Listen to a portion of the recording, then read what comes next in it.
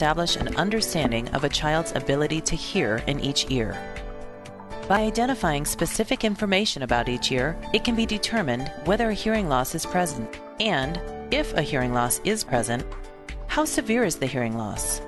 What sounds can be heard, and what sounds cannot be heard by the child? Is the hearing loss medically treatable? Is it permanent? Is it fluctuating? Will it get worse? Will it stay the same? And lastly, how might a hearing loss affect speech and language acquisition and social, emotional, and cognitive development? Pediatric audiological evaluations are important because it is one of the very critical steps for a family to be able to get accurate information about what their child is able to hear, what the child is not able to hear, and then to be able to plan the management for that hearing loss based on the information that is obtained.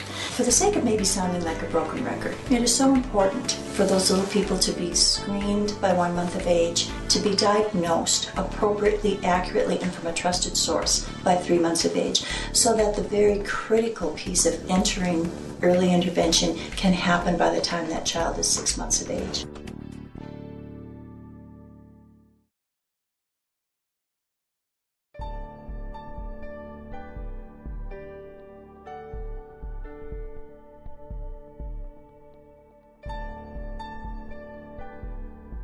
What should parents expect during an evaluation, and what should professionals provide?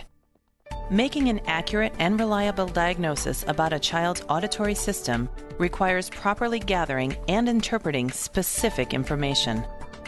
This means that professionals must use a variety of age-appropriate tests during an audiological evaluation.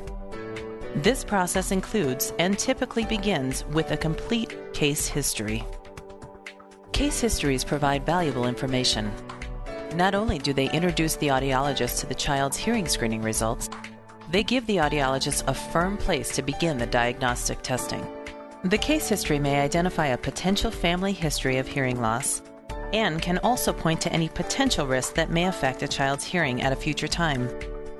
By using a case history to become familiar with pertinent birth information, as well as the results from any previous screenings, a pediatric audiologist can better determine which appropriate testing procedures should be performed first.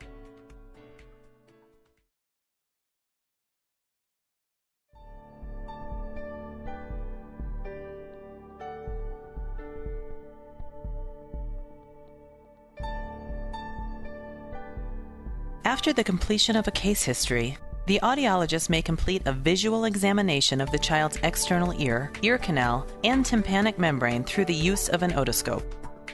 Following otoscopy, the visual inspection of the ear, the audiologist will begin to administer a recommended battery of age-appropriate tests.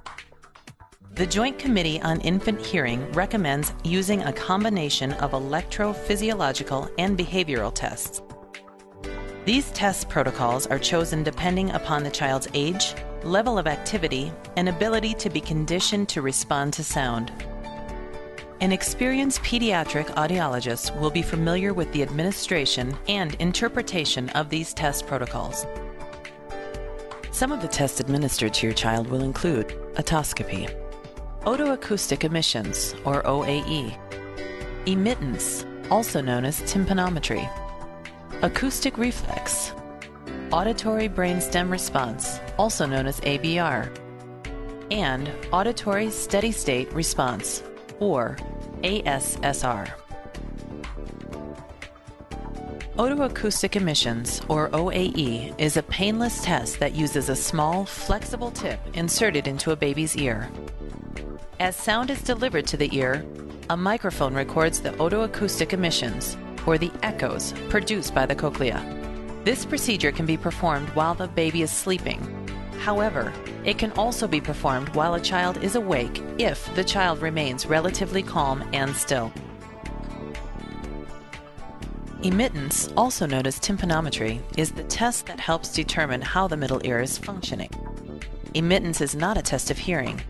Instead, it is a test of middle ear status. Middle ear status can change depending upon the absence or presence of healthy eustachian tube function. Depending upon the age of the child, the audiologist will choose to use either high-frequency or low-frequency probe tones while conducting admittance testing. Acoustic reflex is a procedure that can be used to determine the absence or presence of the stapedial muscle reflex in response to sound presented to the ear. Auditory brainstem response, also known as ABR, is a test that measures the brain's activity in response to sound. This test gathers information about the condition of the peripheral and central auditory systems. Like OAEs, small insert phones are placed in a baby's ear to deliver sounds. The use of sensors placed on the baby's forehead and behind the ears gathers data. This data offers an objective measure of a child's ability to hear. ABR results are especially helpful in the identification of the amount, type, and configuration of hearing loss in each individual ear. However, the ability to obtain valid ABR results is directly related to the level of wakefulness of the child. The best ABR results are acquired while the child sleeps soundly. Parents may be asked to bring their child to the evaluation appointment ready to be fed and ready to go to sleep. Some facilities choose to use sedation in order to greatly increase the probability of obtaining accurate ABR results. Therefore, parents may be interested in inquiring about the use of sedation at evaluation facilities. Auditory Steady State Response, or ASSR, is a measurement that also helps in determining a child's hearing status. ASSR results are especially helpful in providing information for children who have severe to profound hearing loss. Pediatric audiologists may also make use of behavioral audiometry methods during your child's evaluation. However, behavioral audiometry methods such as observational audiometry, visual reinforcement audiometry, and condition play audiometry require an evaluator who is experienced and seasoned in working with the pediatric population. The younger you can have your child evaluated, the better.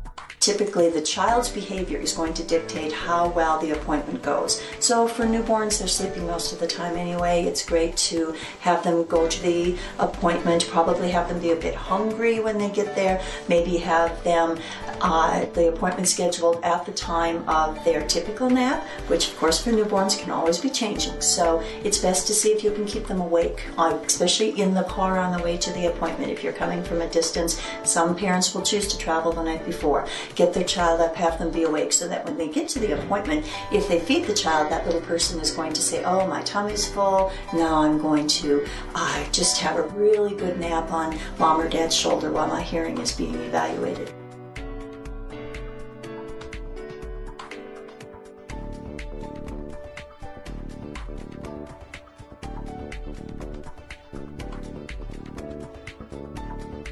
For the toddler, you want them to be well rested, ready to play, have a bit of an excitement going on, that they feel secure about what they're going into. You can have visited with them a couple days ahead of time, or telling them that we're going to go play some games, and to be the parent portraying that it's going to be a pleasant time, a good time, that we want to differentiate it from anything that might be painful or so on, because it should be just very, very pleasant and fun. The child should be well rested. You might want to bring some snacks along. You might want to bring a favorite toy. You might want to make certain that the child has had a good nap, and we will all hope that it's a good day for the little kid.